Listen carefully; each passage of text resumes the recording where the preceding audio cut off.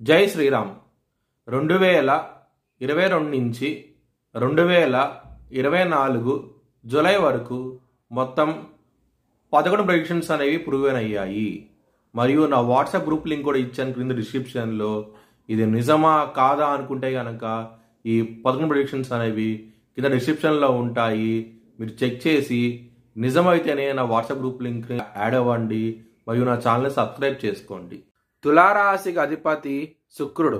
తులారాశిలో స్వాతి 4 పాదాలు, చిత్తా 3, 4 పాదాలు, విశాఖ 1, 2, 3 పాదాలు ఉంటాయి.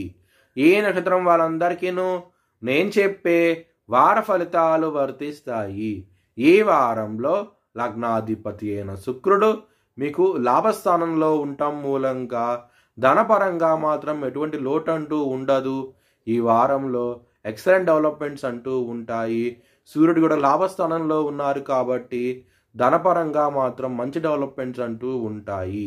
2వ స్థానం అధిపతి అయిన కుజుడు 8వ స్థానంలో ఉన్నారు.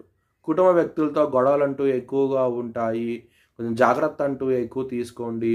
కుటుంబ వ్యక్తులతో శత్రుత్వం అనేది ఎక్కువగా ఉంటుంది. ఈ వారంలో కొంచెం జాగ్రత్తగా ఉండండి.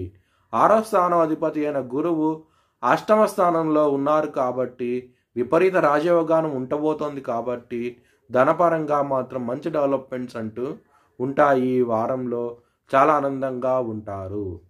7వ స్థానం అధిపతి అయిన కుజుడు 8వ స్థానంలో ఉన్నారు. దాని మూలంగా మ్యారేజ్ పరంగా మాత్రం ఇబ్బంది పడే అవకాశం ఎక్కువగా ఉన్నది. గొడవలంటూ ఎక్కువగా ఉంటాయి. కొంచెం జాగ్రత్త అంటూ ఎక్కువ తీసుకోండి.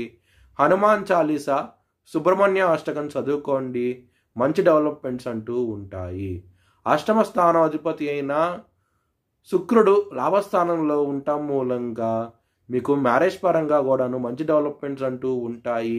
ఎవరికైతే మ్యారేజ్ అవటం లేదో వాళ్ళకి మ్యారేజ్ అయ్యే అవకాశాలు ఎక్కువగా ఉన్నాయి.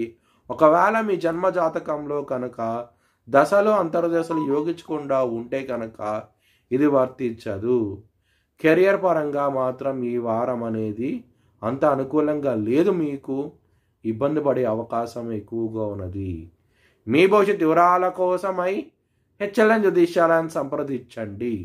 2024 భారత్ ప్రైమ్ మినిస్టర్గా నరేంద్ర మోడీ రీఎలక్ట్ అవుతాడని చెప్పి నేను మార్చ్ 2022లో చెప్పడం జరిగింది.